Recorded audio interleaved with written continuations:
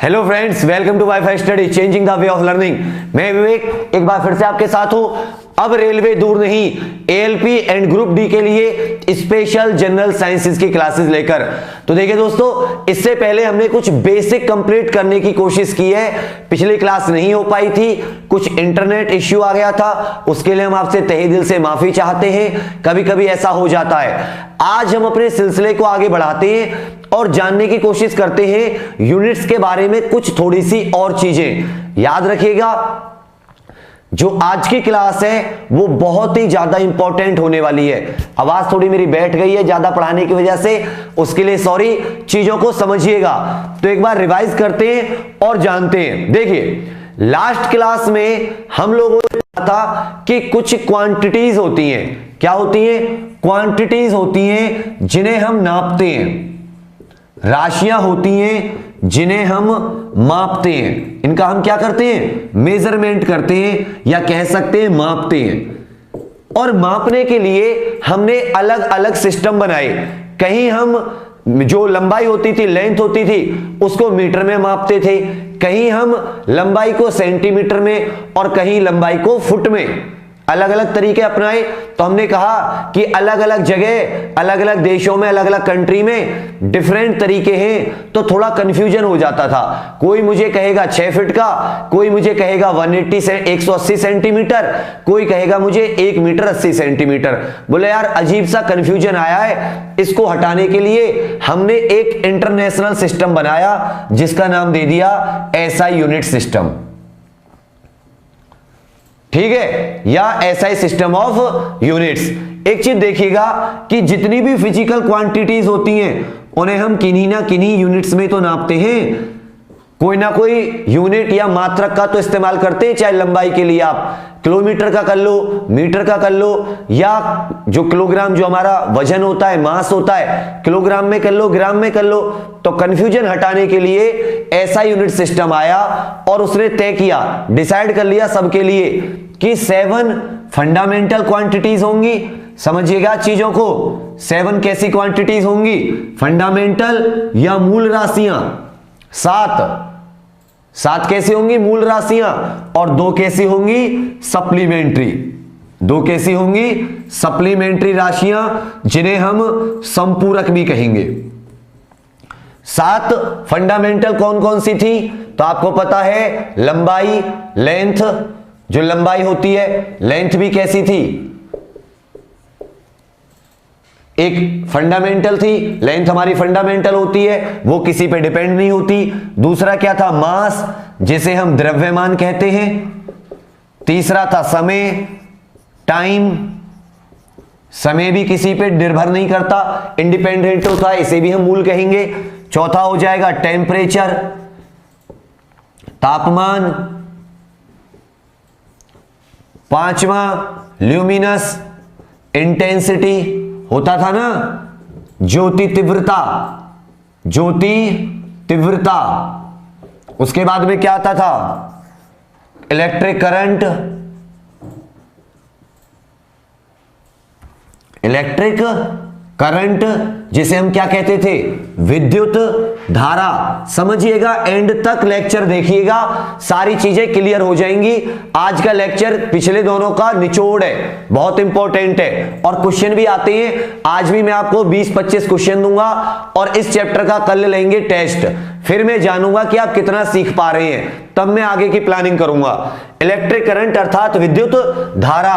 और 7 होता है amount of substance, amount of substance, जिसे हम क्या कहते हैं? पदार्थ की मात्रा, पदार्थ की मात्रा। ये हमारी 7 हैं, ये किसी पे निर्भर नहीं करती, तो इनको हमने क्या बोला? फंडामेंटल या मूल मात्रक। कि ये भाई किसी पे निर्भर नहीं करते, they are independent, they do not depend on others, that's why they are called fundamental units.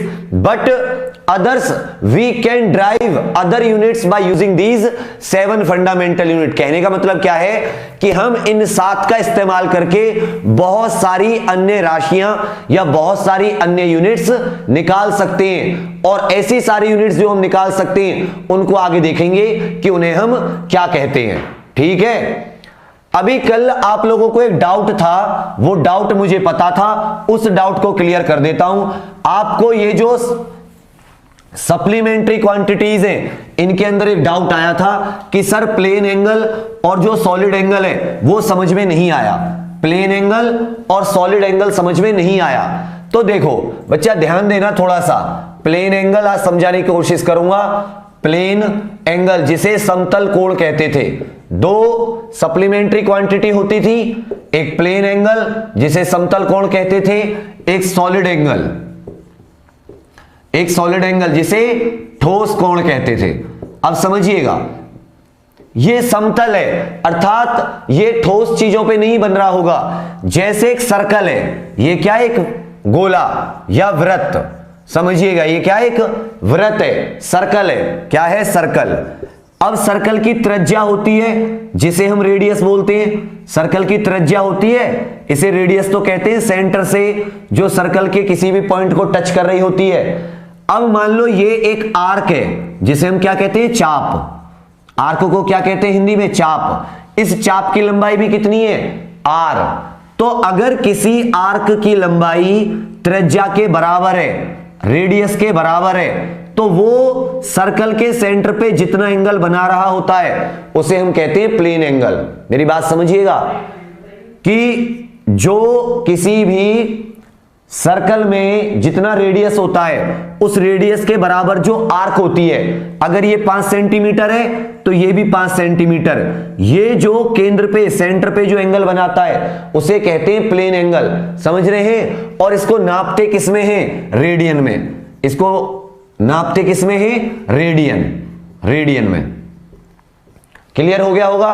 अब देखते हैं इसका, इसका क्या होता है समझिएगा। ये थोड़ा, इसमें ये गोला हो गया पूरा का पूरा भरा हुआ ठोस गोला, ये ठोस है, ये खाली है, सिर्फ सर्कल है, 1D फिगर है। ये 1 डायमेंशनल है, 2 डायमेंशनल, ये इसके डायमेंशन ज्यादा हैं, इसकी विमाएं ज्यादा हैं। तो इसमें क्या हुआ समझिएगा, ये है रेडियस, ये क्या है, रेडियस।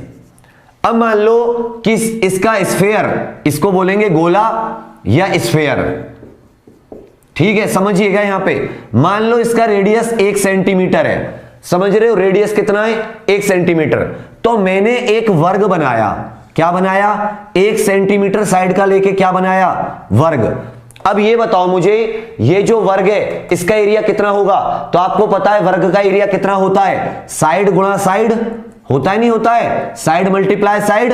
तो 1 गुणा 1 कह लूं तो 1 का स्क्वायर हो जाएगा इसका एरिया। या आर, अगर ये आर है, ये आर 1 के बराबर है, तो मैं क्या कह सकता हूं इसको, आर बराबर आर इक्वल टू आर का स्क्वायर, आर मल्टीप्लाई आर बराबर आर का स्क्वायर। कहने का मतलब क्या है कि एक वर्ग या एक स्क्वायर जिसकी साइड रेडियस के बराबर है, वो जितना एरिया कवर करता है और सेंटर पे जो एंगल बनाता है उसे हम क्या कहते हैं, सॉलिड एंगल।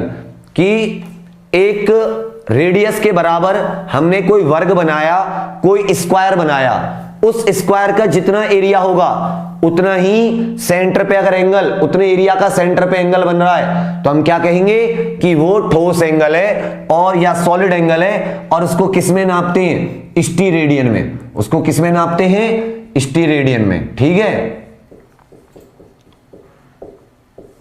ये है सॉलिड एंगल का चक्कर, क्लियर है। या कोई भी कर्व ले लो, मान लो यहां पे कर्व है ये इस तरह की, इस कर्व का एरिया भी कितना है, आर स्क्वायर।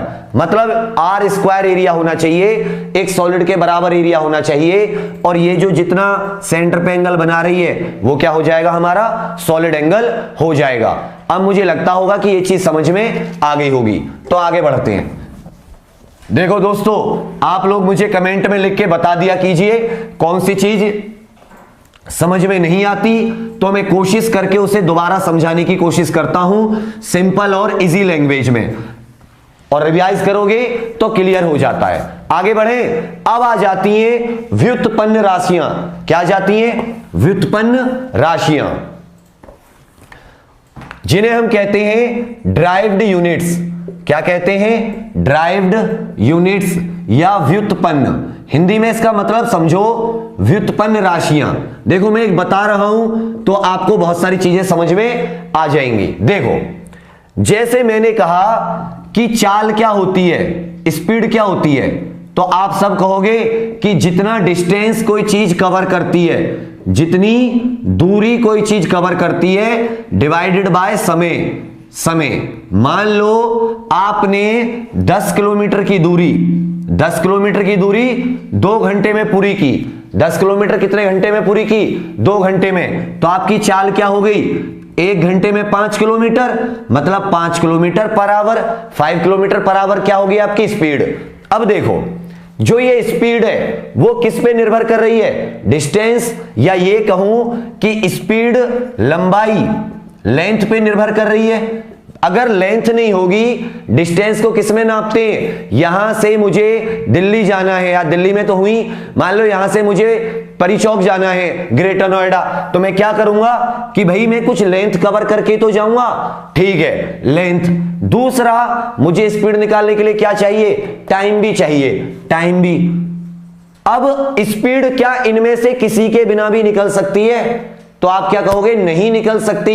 हमें लेंथ या डिस्टेंस भी चाहिए, हमें टाइम भी चाहिए। इसका मतलब स्पीड इन दोनों पे डिपेंड कर रही है। स्पीड क्या कर रही है, इन दोनों पे डिपेंड कर रही है, या हिंदी में कहूं निर्भर कर रही है। That's why speed is a derived और व्युत्पन्न राशि। इसका मतलब जो चाल है वो ड्राइव्ड है या व्युत्पन्न है, दूसरों से उत्पन्न हुई है, दूसरों से बनी है, खुद में अपने आप में स्वतंत्र नहीं है। इसीलिए ऐसी क्वांटिटी, ऐसी राशियां या ऐसी यूनिट्स जो दूसरों पे डिपेंड होती हैं उन्हें हम क्या कहते हैं, ड्राइव्ड या व्युत्पन्न राशियां और यूनिट्स। ठीक है, ये क्लियर हो गया। चलिए शाबाश। अब तीसरी चीज की बात करते हैं आज के लिए इंपॉर्टेंट। तीसरी चीज इंपॉर्टेंट है हमारे पास डायमेंशन। कभी सुना होगा आपने, विमाएं कहते हैं डायमेंशंस को। क्या कहते हैं, विमाएं। बच्चे मेरी बातों पे बहुत गौर करिएगा, बहुत अच्छे से कोशिश कर रहा हूं और बेहतर करेंगे, तो जैसा भी हो मुझे बताते चलिएगा। क्लियर है ना, ध्यान देना दोस्तों। आपने एक वर्ड सुना होगा कभी बचपन में, कभी पढ़े होंगे साइंस, डायमेंशन, और हिंदी में सुना होगा विमाएं। अब सिंपल सी इसको रखते हैं, ठीक है। सिंपल सा कैसे रखते हैं, डायमेंशन। जैसे आपके सामने बोर्ड है, या मैं ही अपना कहूं, कोई मेरी डायमेंशन बताएगा तो क्या बताएगा कि भाई बंदा कितना चौड़ा है, ठीक है, बंदा कितना लंबा है, लेंथ कितनी है। या इस बोर्ड की बताओगे तो बोर्ड की लंबाई इंटू चौड़ाई बताओगे, अर्थात आप उसकी डायमेंशन डिफाइन करोगे। तो डायमेंशन जो होती हैं, सभी जितनी भी फिजिकल क्वांटिटीज होती है फिजिक्स में, जितनी भी भौतिक राशियां होती हैं, जितनी भी फिजिकल क्वांटिटीज होती हैं, उन्हें हम फंडामेंटल, मूल के रूप में लिखने की कोशिश करते हैं। इन सबको हम किसके रूप में लिखने की कोशिश करते हैं, फंडामेंटल क्वांटिटीज या मूल मात्रक के रूप में लिखने की कोशिश करते हैं। और जब हम ऐसी कोशिश करते हैं तो जो हमें फॉर्मूला मिलता है उसे हम कहते हैं डायमेंशन फॉर्मूला, या क्या कहते हैं, विमाएं कहते हैं। जैसे सिंपल समझो, मैंने लिखा लेंथ। लेंथ को मैं किसमें, लेंथ की ऐसा यूनिट क्या है, किलोमीटर। लेंथ को, सॉरी मीटर, ऐसा यूनिट क्या है लेंथ की, मीटर। किसमें शो करता हूं लेंथ को, मैं मीटर में। और मैंने क्या किया कि मूल राशियां कौन कौन सी होती है मेरे पास, लेंथ होती है, मास होता है, द्रव्यमान बोलते हैं जिसे, टाइम होता है। इन सब के मैंने पहले पहले शब्द उठा लिए, LMT, लेंथ, मास, टाइम। तो देखो एक बार बताओ, जो लंबाई है, लंबाई किस पे निर्भर कर रही है, लंबाई खुद में ही तो है। लंबाई में ना तो द्रव्यमान का कोई काम होगा, ना ही समय का।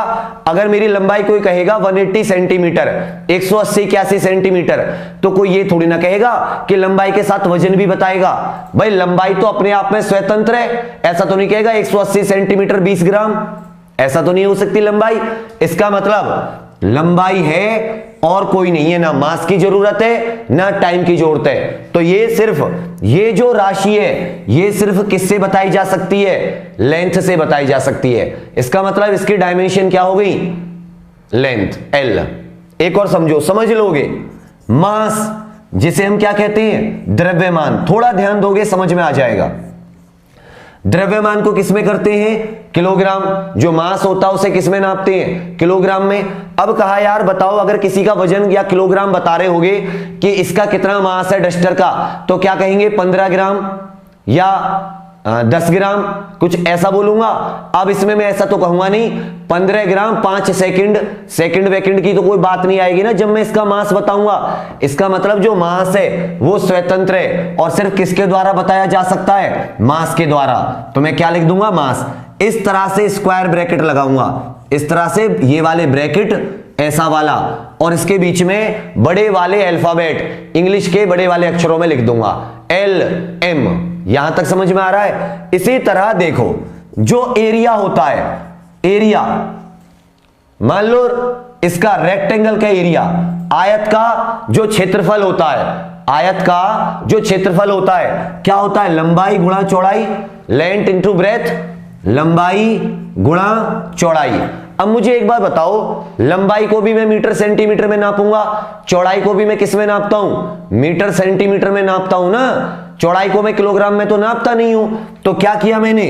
एक तो हो गई लंबाई के लिए L, लेंथ, ठीक है, और दूसरा क्या हो गया? चौड़ाई के लिए। कितनी बार आया L? एक बार, तो टोटल कितनी बार आ गया? 2 बार। तो इसकी डायमेंशन क्या हो गई? L2। फिर से समझो मेरे दोस्तों, डायमेंशन या विमाएं का मतलब होता क्या है? विमा का मतलब होता है कि जब हम किसी भौतिक राशि कौन सी होती है? जिन्हें हम माप सकते हैं, जिन्हें हम बता सकते हैं कि इसमें कितनी घटत हुई है, कितनी डिक्रीज हुआ है या कितना इंक्रीज हुआ है, उन्हें हम भौतिक राशियां कहते हैं। अब अगर उन राशियों को, उन क्वांटिटीज को, वो क्वांटिटीज किस पे निर्भर कर रही हैं उसके रूप में, एक फॉर्मूले के रूप में लिख दें, तो हम क्या कहेंगे उसे? डायमेंशन फॉर्मूला या विमीय सूत्र या विमाएं। जैसे जो लंबाई थी वो अपने आप में स्वतंत्र है, मीटर में नाप सकते हैं, उसको ऐसा यूनिट है, सेंटीमीटर में और किसी में देखें तो, लेकिन ऐसा यूनिट क्या है? मीटर। तो हमें पता है कि जो लंबाई है वो अपने आप में क्या है? स्वतंत्र है। तो हमने क्या किया? सिर्फ इस स्क्वायर ब्रैकेट के बीच में L लगाया कैपिटल, और हमारा कार्य हो गया नहीं हो गया?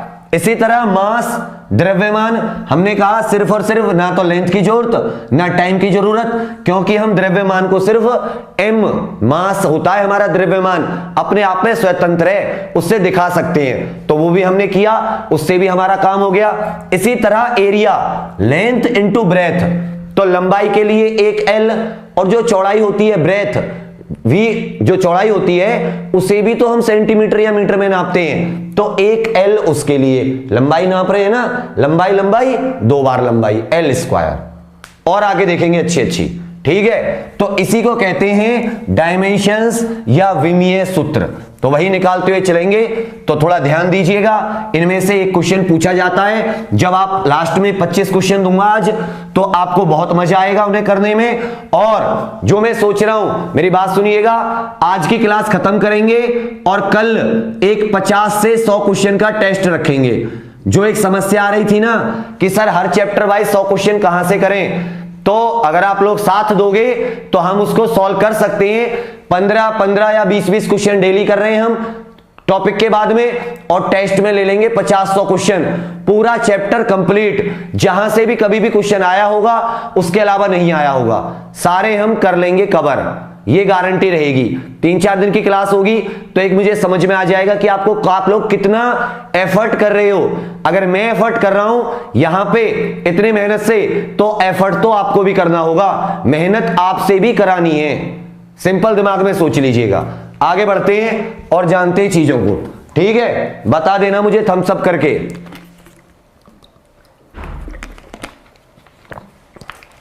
पीडीएफ भी मिलेगा आज, डिस्क्रिप्शन में पीडीएफ का लिंक है, ठीक है, हिंदी इंग्लिश दोनों में।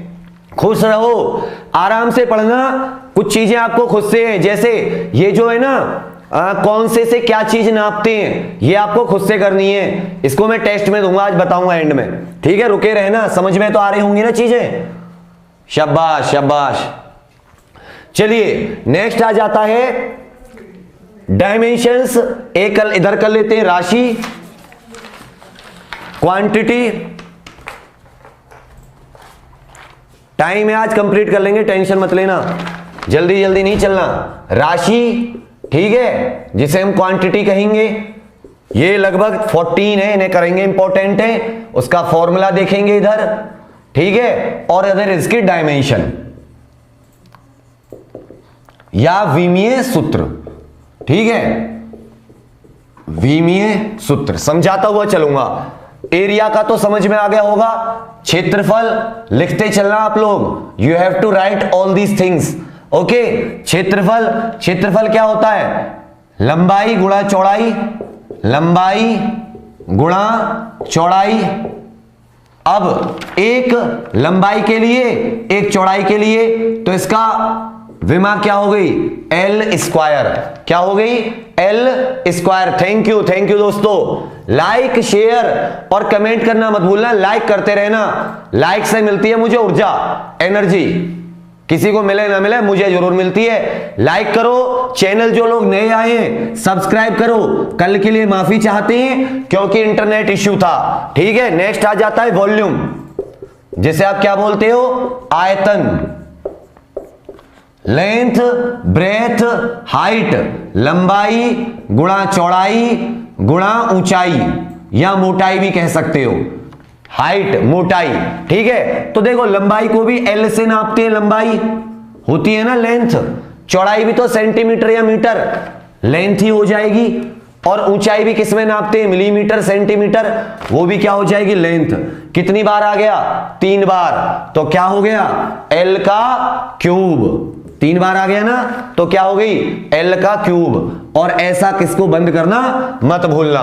तीसरा देखो, डेंसिटी, घनत्व। सारी चीजें आगे पढ़ोगे, उस्ताद बन जाओगे फिजिक्स के। घनत्व क्या होता है, मास अपॉन वॉल्यूम, द्रव्यमान बटे आयतन, कि कितने आयतन में कितना द्रव्यमान है, कितने आयतन में कितना द्रव्यमान है। तो देखो द्रव्यमान, द्रव्यमान के लिए आप किसका इस्तेमाल करते हो, मास। द्रव्यमान को किससे दिखाते हो, एम, एम माने द्रव्यमान, मास। V से वॉल्यूम, जो वॉल्यूम होती है वो क्या होती है, अभी आपने निकाला 3 बार L। देखो आयतन का जो विमीय सूत्र होता है वो क्या होता है, L 3 बार। और द्रव्यमान का भी आपको बताया था स्टार्टिंग में, लेंथ और मास, टाइम का T, तो मास का क्या हो जाएगा M। तो देखो M तो ऊपर है, लेकिन जब ये नीचे से 3 ऊपर जाएगा, तो जब रेसिप्रोकल होती है पावर, नीचे से ऊपर जाएं या ऊपर से नीचे जाएं, तो नेगेटिव हो जाती है पॉजिटिव और पॉजिटिव हो जाती है नेगेटिव। तो ये पॉजिटिव है, ये ऊपर जाके क्या हो जाएगी, नेगेटिव। याद रखिएगा, जब ये घात पावर ऊपर और नीचे जाती हैं तो क्या हो जाती हैं, ये इंग्लिश में लिखते हैं, हिंदी वाले परेशान मत होना। तो L नीचे 3 है, ऊपर जाके क्या हो जाएगा, -3। शाबाश, ये चीजें सीख जाओगे, प्रॉब्लम नहीं आएगी, आती हैं सब। नेक्स्ट आ जाती है फ्रीक्वेंसी। फ्रीक्वेंसी जिसे आप बोलते हो आवृत्ति, बारंबारता भी बोलते हैं हिंदी में। इसका होता है 1/टाइम, 1/टाइम, 1/T। तो देखो ऊपर तो 1 है, 1 लिखूं ना लिखूं कोई बात नहीं है, लेकिन नीचे क्या है, T की पावर 1, T की घात 1। अब ये 1 ऊपर जाएगा, प्लस है तो ऊपर जाके क्या हो जाएगा, माइनस, T की पावर -1। और आवृत्ति की ऐसा यूनिट होती है हर्ट्ज। क्या होती है, हर्ट्ज, HERTZ, जिसे हम हिंदी में क्या लिखते हैं, हर्ट्ज। ठीक है, टे है ये, टे। शाबाश, समझ में आ रहा है ना दोस्तों। ठीक है, 5वां जिसे हम क्या कहते हैं, वेलोसिटी कह लो या स्पीड, दोनों में अंतर होता है, अभी समझाऊंगा। लेकिन होती क्या है, डिस्टेंस अपॉन टाइम। अभी आपको बताया था, डिस्टेंस मतलब लंबाई, लंबाई के लिए L, टाइम के लिए T। नीचे T 1 है, ऊपर जाके क्या हो जाएगा, -LT-1। हो गया नहीं हो गया, मैं अपनी मर्जी से तो कुछ नहीं कर रहा। LT -1, शाबाश। जिसको आते हैं समझते रहिए, जिसको नहीं आते वो समझने की कोशिश कीजिएगा और एक बार फिर से अपने आप से कीजिएगा, ठीक है। चलिए, वेरी गुड। देन आ जाता है एक्सिलरेशन। क्या जाता है? एक्सिलरेशन, जिसे हम बोलते हैं त्वरण। कोई कहता है ना कि भाई मेरी मोटरसाइकिल तो 5 सेकंड में 100 की स्पीड पकड़ लेती है, दूसरा कहता है मेरी मोटरसाइकिल 5 सेकंड में 100 की नहीं 200 की स्पीड पकड़ लेती है। तो कम समय में कितनी ज्यादा स्पीड पकड़ ली, कितनी ज्यादा वेलोसिटी पकड़ ली, उसे हम क्या कहते हैं? एक्सिलरेशन। और ये होता है चेंज इन वेलोसिटी, या ये कह सकते हैं वेग में परिवर्तन। चेंज इन वेग परिवर्तन अपॉन समय, change in velocity upon time. तो देखो दोस्तों, वेलोसिटी का कितना है? L/T। वेलोसिटी का कितना था? L/T। और नीचे भी एक समय है T, तो T और T कितने हो गए? 2T। और ऊपर जाके क्या हो गया? -2। तो क्या हो गया? LT -2। यहां पे मास का कोई काम ही नहीं है, तो m वगैरह नहीं आएंगे इनमें। देख लो, एक तो वेग का भी हमने निकाला L/T या LT -1, एक T तो खुद है नीचे, समय पहले से है फॉर्मूला में, तो क्या हो गया ये? LT -2। और इसको आप क्या कह सकते हो? मीटर पर सेकंड स्क्वायर। डायमेंशन याद रखिएगा, डायमेंशन पूछी जाती हैं और याद रखोगे, थोड़ा ऐसे समझ के करोगे तो 14-15 है मेरे अनुसार इंपॉर्टेंट, याद करा दूंगा। 7वीं देखो, फोर्स बहुत इंपॉर्टेंट है, जिसे आप क्या कहते हो? बल।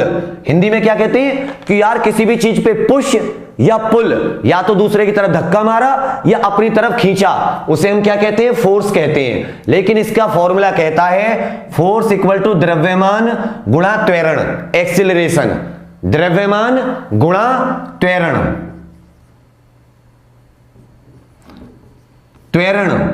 त्वरण माने कितनी जल्दी लड़ गया, कितनी जल्दी स्पीड। तो मास इंटू एक्सिलरेशन। मास का क्या होता है? m होता है, पहले से पता है आपको। एक्सिलरेशन का क्या निकाला है आपने? LT -2 लिख दो, MLT -2। वेरी गुड, शाबाश, MLT -2। नेक्स्ट देखते हैं, फोर्स हो गया। अब देखते हैं इंपल्स। इंपल्स जिसे बोलते हैं आवेग, क्या बोलते हैं इसे? संवेग। हिंदी में गड़बड़ हो जाती है।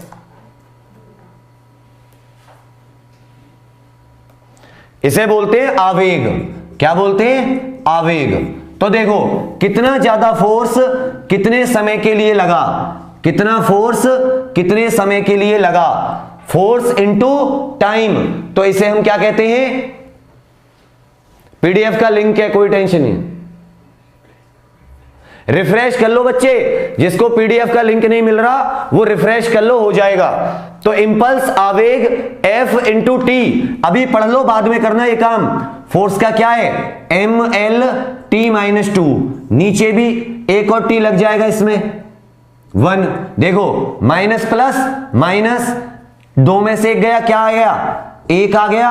और साइन किसका आता है? जो बड़ा होता है। 2 के आगे क्या है? माइनस, तो इसमें भी क्या लग गया? माइनस। याद रखिएगा, फोर्स की तो MLT -2 पहले से है, एक टाइम और है तो T की पावर 1 -2 और जो सेम बेस होते हैं, सेम बेस होते हैं तो पावर क्या हो जाती है? प्लस माइनस होती है। तो -2 + 1 क्या बचेगा? -1, क्योंकि 2 में से 1 गया 1 और साइन उसका आता है जो बड़ा होता है। तो 2 बड़ा है, उसके आगे क्या? माइनस, तो इसके आगे भी क्या लग गया? माइनस। ठीक है, तो इंपल्स क्या हो गया? MLT -1। फिर करेंगे सदिश और अदिश राशियां, और ये चैप्टर हो जाएगा कंप्लीट अच्छे से। और देखिए, नेक्स्ट आ जाता है वर्क, कार्य। बहुत इंपॉर्टेंट है, या ऊर्जा। याद रखिएगा, कार्य या ऊर्जा की जो डायमेंशन होती हैं वो सेम होती हैं। कार्य कहता है force into distance, force into distance लिख लेता हूं। या डिस्प्लेसमेंट, कुछ भी लिख लो, मतलब बल गुणा विस्थापन। क्या कहता है? बल गुणा विस्थापन।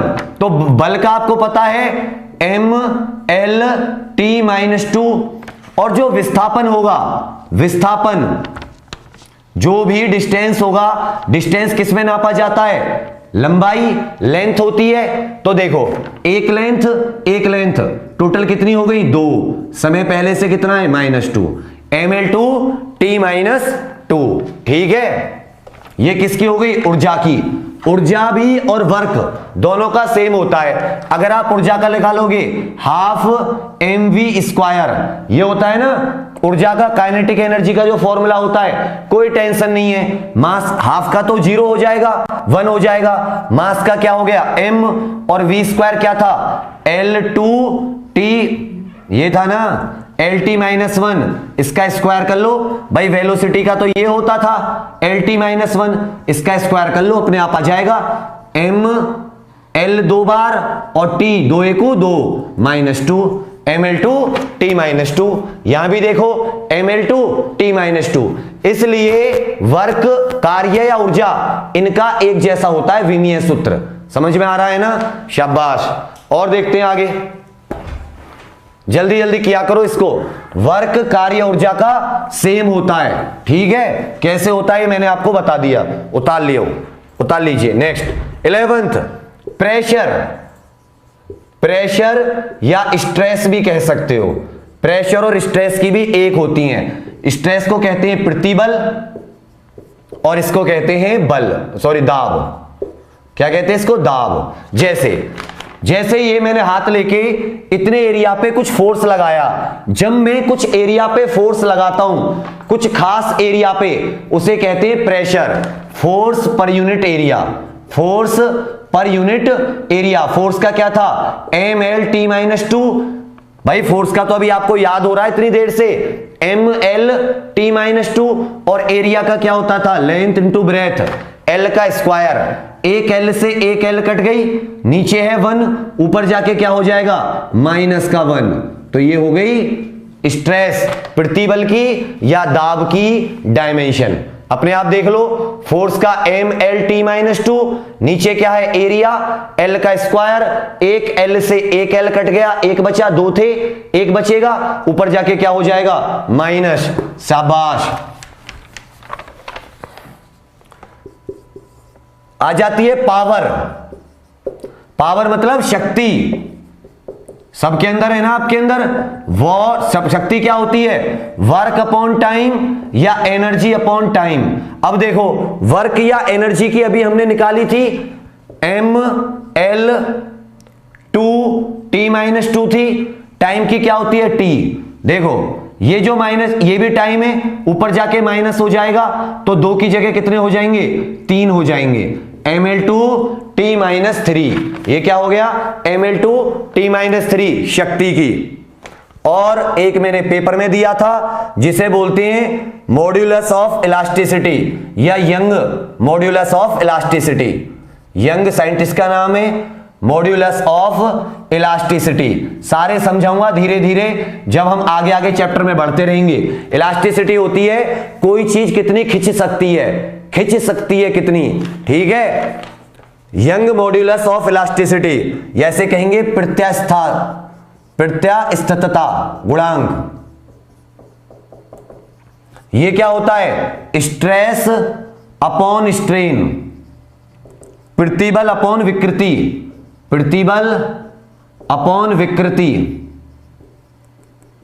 ठीक है, और प्रतिबल का तो हमें पता ही है, स्ट्रेस का अभी हमने निकाला था।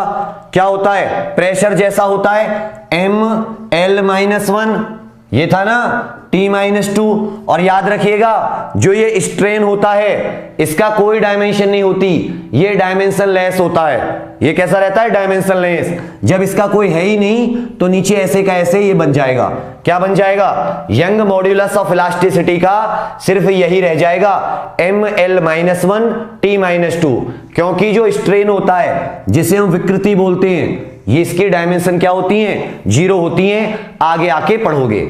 इस तरह से हमारी डायमेंशन हो जाती है कंप्लीट। अब आ जाती है अगली बात, स्केलर और वेक्टर क्वांटिटीज जो नहीं उतार पा रहा हो वो क्या करना दोस्तों कि दोबारा से वीडियो चलाना पीछे से और जब कोशिश करना, क्योंकि बच्चा टाइम होता है 1 घंटा, मैं कोशिश कर रहा हूं समझाने की बहुत अच्छे से, समझ में ना आए तो आप लोग क्या करना कि मुझे बताना या कुछ 2-1 बार पढ़ के कुछ कोशिश करना समझने की, 2-3 बार वीडियो देखने की। याद रखना आज आपको एक पोयम भी सुनाऊंगा कि अगर कोशिश करोगे तो हार नहीं होगी किसी भी कीमत पर, वही मेरी फेवरेट कविता तो अभी आपको सुनाऊंगा। उससे पहले कर लेते हैं स्केलर और वेक्टर, सदिश और अदिश राशि। ठीक है, थोड़ा ध्यान दीजिएगा।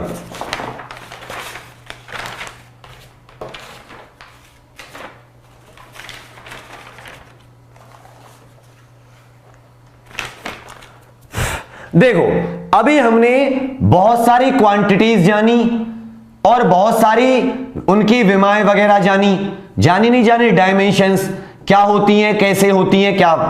अब 2-3 चीजें देखिएगा। अब मैं एक एग्जांपल लेता हूं। मैंने कहा कि मेरी स्पीड या जो मेरी चाल है वो 50 किलोमीटर पर आवर है। कितनी है? 50 किलोमीटर पर आवर। या मैंने कहा मेरा जो मास है, मेरा जो द्रव्यमान है, समझिएगा बच्चे, मेरा जो द्रव्यमान है दोस्तों वो कितना है? 60 kg है। समझ गए? या जो घंटा होता है, जो एक पीरियड होता है, टाइम जो होता है पढ़ाई का हमारा 9 से 10, वो कितना होता है? 1 घंटे का होता है, 1 आवर का होता है। यहां तो कोई डाउट? मैंने 3-4 चीजें लिखी। स्पीड मेरी 50 किलोमीटर पर आवर है, मैं जा रहा था यहां से ग्रेटर नोएडा बुलंदशहर, मेरी स्पीड कितनी थी? 50 किलोमीटर पर आवर। मैंने ये भी नहीं बताया, सिर्फ कहा कि मैं कहीं जा रहा था, मेरी स्पीड 50 किलोमीटर पर आवर थी, मेरा मास 60 kg है, मेरा टाइम 1 घंटा लेता हूं मैं क्लास, ऐसी गई। दूसरे में मैंने क्या कहा समझिएगा, इसको समझा रहा हूं। दूसरे केस में समझ में आ जाएंगी आज वो चीजें जो आपको हमेशा सताती थी। ठीक है, और आ जाए तो बता देना मुझे भी। पहला क्या कहा मैंने? एक बॉक्स है, समझिएगा, ये क्या? एक बॉक्स है। बॉक्स होते हैं ना, एक बंदे ने इस पे बल लगाया, इस पे फोर्स लगाया 20 न्यूटन का। न्यूटन मान लो कि उसके अंदर एक उसकी शक्ति जो होती है फोर्स की, न्यूटन उसकी ऐसा यूनिट होती है बल की, उसने बल लगाया 20 न्यूटन का। एक व्यक्ति ताकतवर इधर खड़ा था, उसने बल लगाया 30 न्यूटन का। अब समझिएगा, अब क्वेश्चन आता है कि ओवरऑल क्या फर्क पड़ा, ओवरऑल इफेक्ट क्या आया? ये बॉक्स इधर खिसका या ये बॉक्स इधर खिसका। इसका मतलब इसने लगाया लेफ्ट की तरफ। कहेंगे जो ए नाम का आदमी है उसने 20 न्यूटन का फोर्स राइट की तरफ, किसकी तरफ? राइट की तरफ लगाया, सीधे हाथ की तरफ, राइट की तरफ। ये जो बी पर्सन है, बी आदमी है, इसने किस तरफ लगाया? लेफ्ट की तरफ। अब इसका फोर्स ज्यादा है तो जो बॉक्स है वो किस तरफ खिसक जाएगा? लेफ्ट की तरफ। लेफ्ट की तरफ बॉक्स खिसक जाएगा, अंतिम फाइनल कहां जाएगा? लेफ्ट की तरफ, क्योंकि उसका फोर्स ज्यादा था। अब मैं इसमें ये लेफ्ट राइट नहीं करता हूं, सिर्फ मैं कह देता हूं कि भैया एक ने 20 न्यूटन का फोर्स लगाया, एक ने 30 न्यूटन का, तो क्या मुझे बॉक्स का पता चलेगा किस तरफ लगा है? क्योंकि हो सकता है इसने भी बॉक्स पे 20 न्यूटन का इधर की तरफ लगाया हो और 30 न्यूटन वाले ने भी, दोनों मिलकर उसे धकेल रहे हो उस तरफ। तो इसका मतलब ऐसी क्वांटिटी जिनमें मुझे डायरेक्शन बतानी पड़ती है, जिनमें मुझे दिशा बतानी पड़ती है, जिनमें मैं डायरेक्शन बिना काम नहीं कर सकता या जिनमें मैं बिना दिशा के काम नहीं कर सकता, उन्हें हम कहते हैं सदिश राशियां। क्या कहते हैं? सदिश या वेक्टर क्वांटिटीज। समझ लो, जिनमें मुझे उसके मैग्नीट्यूड या परिमाण के साथ साथ दिशा या डायरेक्शन की भी जरूरत पड़ती है, ऐसी क्वांटिटी को कहते हैं सदिश। दिशा के साथ, सदिश मतलब डायरेक्शन के साथ, या वेक्टर क्वांटिटी। और जिनमें डायरेक्शन की जरूरत ही नहीं है, मैंने क्या कहा? 60 kg वेस्ट, 60 किलो पश्चिम। इसलिए मेरा वजन इससे क्या ले रहा है? पश्चिम उत्तर से। मैं कहीं भी रहूं मास तो मेरा बराबर है, 1 घंटा 9 से 10 यहां भी होगा, 1 घंटा पाकिस्तान में भी होगा, 1 घंटा एवरेस्ट पे भी होगा। मतलब क्या है, ऐसा थोड़ी ना है कि डायरेक्शन लगा के इसमें कुछ चेंज आ जाएगा। तो जिनमें बिना डायरेक्शन के काम हो जाता है उन्हें कहते हैं अदिश। ए माने बिना, या scalar quantity. Scalar quantity short में लिख देता हूं, एग्जांपल आप समझ गए होंगे। ठीक है, सदिश और अदिश राशियां। ठीक है, तो इनका शॉर्ट लिख के आपको बता देता हूं, समझ में आया हो तो दोस्तों मुझे बता देना। ठीक है, इसमें सिर्फ परिमाण की आवश्यकता होती है, सिर्फ और सिर्फ परिमाण या मैग्नीट्यूड। अब कहोगे परिमाण क्या होता है, तो मैं कहूंगा वैल्यू। वैल्यू मतलब ऐसे 10 किलो, 5 किलोमीटर पर आवर, 6 घंटे, इस तरह से। ठीक है, इसमें कोई दिशा की जरूरत नहीं, कोई दिशा नहीं, नो डायरेक्शन, कोई दिशा नहीं, या कह सकता हूं नो डायरेक्शन, किसी डायरेक्शन की जरूरत नहीं पड़ती। अब इसमें आ जाती हैं भैया ये तो सदिश है, इनमें तो डायरेक्शन की जरूरत पड़ती है, तो इसमें मैग्नीट्यूड भी होता है और साथ साथ डायरेक्शन भी होती है। मैग्नीट्यूड भी होता है और डायरेक्शन भी होती है। मैग्नीट्यूड को क्या कहते हैं, परिमाण, और दिशा दोनों होती हैं। ये बिना दिशा के अधूरी हैं, दिशा आपको बतानी पड़ेगी। ठीक है, और अगर इसमें दिशा बताई जाएंगी तो याद रखिएगा इनका जो जोड़ घटाना होता है, इनका जो जोड़ या घटाना, एडिशन सब्ट्रैक्शन होता है, वो सब स्पेशल नियम होते हैं। एडिशन सब्ट्रैक्शन के इनके लिए क्या होते हैं, स्पेशल नियम, स्पेशल लॉ, कुछ खास नियम होते हैं। ठीक है, इनके लिए साधारण नियम होते हैं। ये बेचारी आम होती है हमारी तरह, साधारण कॉमन नियम, कि जैसे 2 + 2 4 ऐसे जुड़ जाती हैं, लेकिन ये ऐसे नहीं जुड़ती। एक और चीज कि इनके ऊपर ऐसे लगा दिया जाता है, ऐसे। अगर ऐसा एरो किसी के ऊपर आपको दिखाई दे रहा है तो इसका मतलब वो कैसी है, वेक्टर है, सदिश है। इसके ऊपर साधारण होता है, स्पीड स्पीड, किलोग्राम मास मास, टाइम टाइम, कोई इसमें एरो वगैरह लगाने की जरूरत नहीं पड़ती। समझ में आ रहा है ना, एग्जाम्पल देख लीजिए दोनों का, फिर आगे समझेंगे और चीजों को।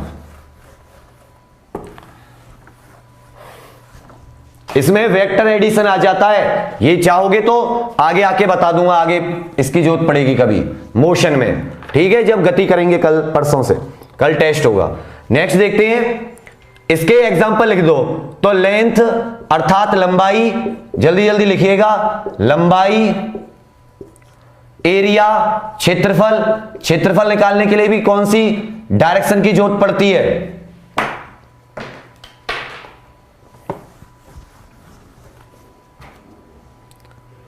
वॉल्यूम। बच्चों मैं आपकी दोस्तों कमेंट नहीं पढ़ता हूं पढ़ाते समय, जिससे कि समय बचे, क्योंकि अपना सिलेबस ज्यादा होता है, तो अगर मैं कमेंट पढ़ने लगा तो दिक्कत हो जाएगी। लेकिन ऐसा मत सोचना कि आपकी मुझे फिक्र नहीं है, फिक्र उतनी है ही। ठीक है, स्पीड, चाल, मास, द्रव्यमान, और जो समझ में ना आए कमेंट में डालना, 2-3 बार कोशिश करना। प्रेशर, दाब, याद रखना दाब भी एक स्केलर क्वांटिटी है, और भी बहुत सारी होती हैं। वर्क,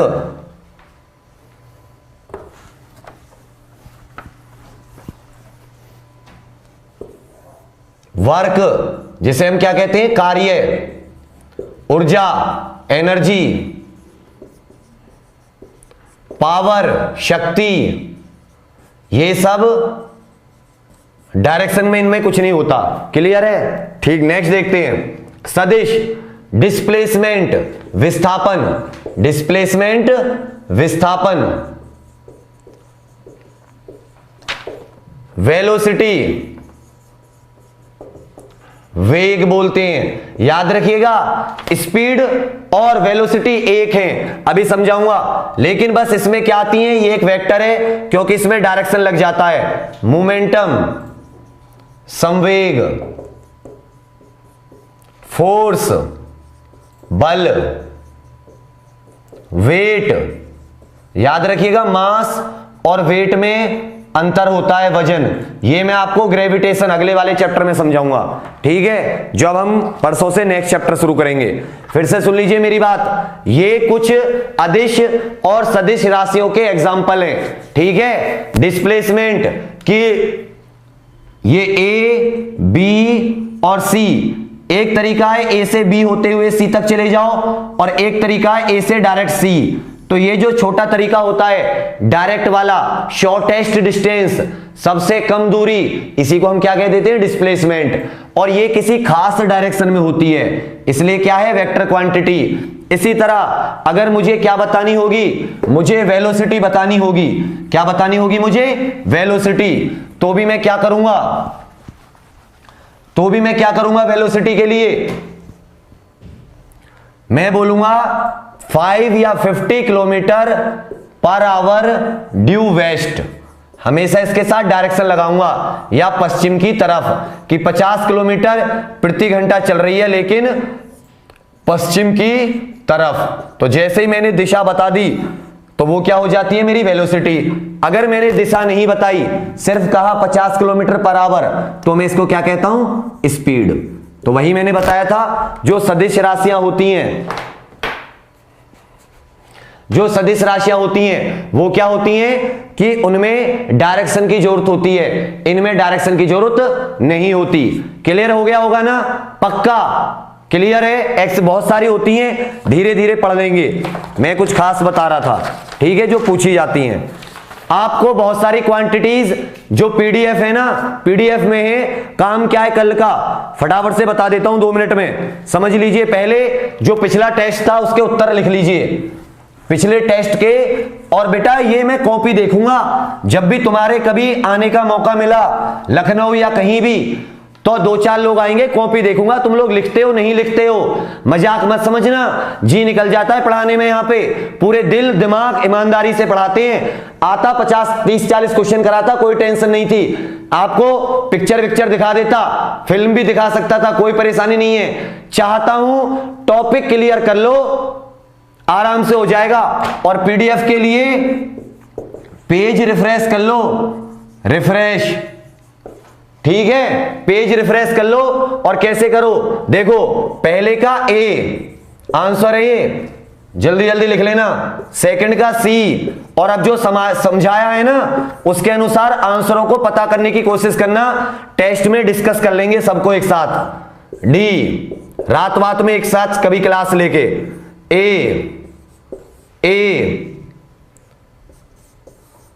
उस दिन बहुत सारे आप पे नहीं आते होंगे, लेकिन वो आज पढ़ाए हैं तो आप आज भी आएंगे आपके बाद में। डी, एफ, ई और 15वें का हो जाएगा डी, ठीक है। ये तो हो गई ये बात।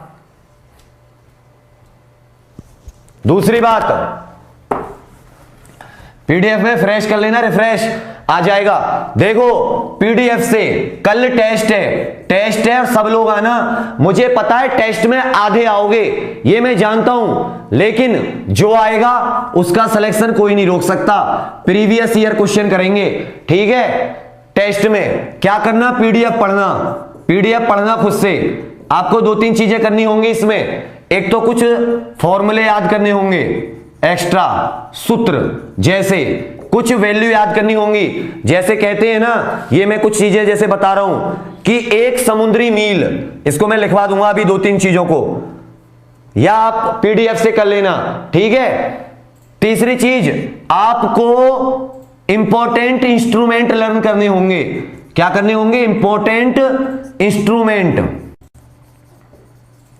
पीडीएफ दे रखा है मैंने, ठीक है। इंस्ट्रूमेंट को याद कर लेना। सब्सक्राइब कर लो जिसने नहीं किया।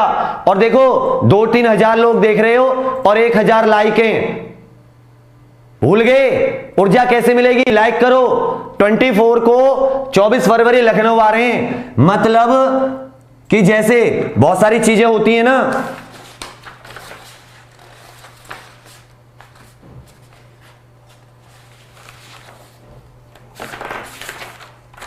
अरे जैसे ये होता है हमारा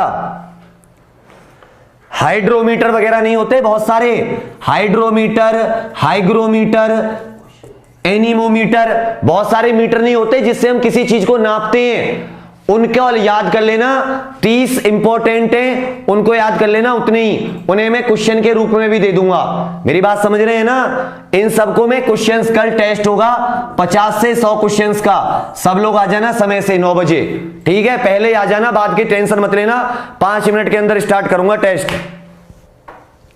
13 का आंसर सही नहीं है, हो सकता है बच्चे मेरे पास क्वेश्चन नहीं है क्योंकि वो मेरा पेज नहीं मिल रहा, तो देख लेंगे एक बार। 13 का एफ लिख दिया मैंने, रुको, लो मैंने क्या लिख दिया, एफ ही है बेटा, उसके सारे सही हैं, एफ है, देख लेना एक बार। पीडीएफ रिफ्रेश कर लो पेज, दोबारा वापस जाके दोबारा आ जाओ यूट्यूब में, तो आपको पीडीएफ मिल जाएगा। सौरभ जी पीडीएफ लगा दिया है ना बच्चे? लग गया है, बड़ा सा लग गया है डिस्क्रिप्शन में। डिस्क्रिप्शन में देखो मैं भी देख लेता हूं, ये आ गया, देखो नीचे ही है, मुझे दिखाई दे रहा है PDF drive google.com file D1SLWQ, इस तरीके से है, मिल गया ना? अब सबके पास लिंक नहीं भेजूंगा, डिस्क्रिप्शन में थोड़ी सी हाथों को चला लो। ये सब समझ में आ गया हो तो थम्स अप करो, फिर मैं आपको अपनी कविता सुनाता हूं पानी पीकर।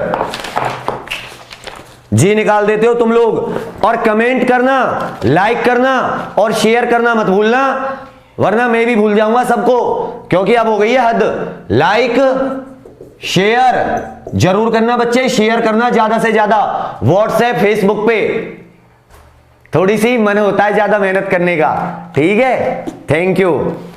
हाँ ये रहा, देखो लिंक भी शेयर कर दिया है सौरभ जी ने, शाबाश।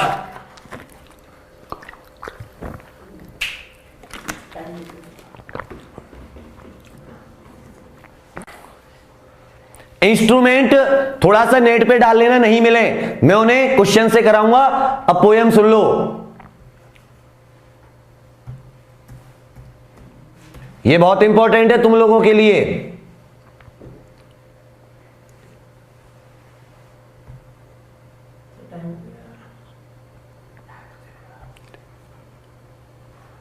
सुनाऊं? तो कहते हैं ना, एक सेकंड समझ लीजिएगा, कि लहरों से डरकर नौका पार नहीं होती, लहरों से डरकर नौका पार नहीं होती, और कोशिश करने वालों की कभी हार नहीं होती। नन्ही चींटी जब दाना लेकर दीवार पर चढ़ती है, चढ़ती दीवारों पर 100 बार फिसलती है। मन का विश्वास रगों में ताकत भरता है, चढ़कर गिरना गिरकर चढ़ना ने अखरता है। आखिर उसकी मेहनत बेकार नहीं होती, कोशिश करने वालों की कभी हार नहीं होती। अगली लाइन क्या कह रही है समझिएगा। डुबकियां सिंधु में, सिंधु मतलब समुद्र, डुबकियां सिंधु में गोताखोर लगाता है, जाकर खाली हाथ लौट कर आता है। मिलते नहीं सहज ही मोती गहरे पानी में, बढ़ता दुगना उत्साह इसी हैरानी में। आखिर उसकी मुट्ठी खाली हर बार नहीं होती, कोशिश करने वालों की कभी हार नहीं होती। आगे देखिए, असफलता एक चुनौती है, स्वीकार करो, क्या कमी रह गई देखो और सुधार करो। जब तक ने सफल हो नींद चैन को त्यागो तुम, संघर्ष का मैदान छोड़ मत भागो तुम। कुछ किए बिना ही जय जयकार नहीं होती, कोशिश करने वालों की कभी हार नहीं होती। बढ़े चलो लड़े चलो, बताना कैसी लगी क्लास, कैसी लगी कमेंट करके, तुम्हारा भाई सबको पढ़ेगा, ठीक है? और पीडीएफ हमारे जीके 24 ऐप पर भी अवेलेबल है, वहां से डाउनलोड कीजिएगा। प्ले स्टोर में जाके हमारी जीके 24 ऐप डाउनलोड करो, वहां भी ये सब पीडीएफ मौजूद हैं। जो ये इंस्ट्रूमेंट वाले हैं ना, यहां भी मिल जाएंगे। अब मुझे ये मत कहना सर ये नहीं मिला, सर वो नहीं मिला, ढूंढो और कल के टेस्ट के लिए तैयार रहो, ठीक है? शाबाश, जिंदाबाद, शानदार, ठीक है? जय हिंद, बाय।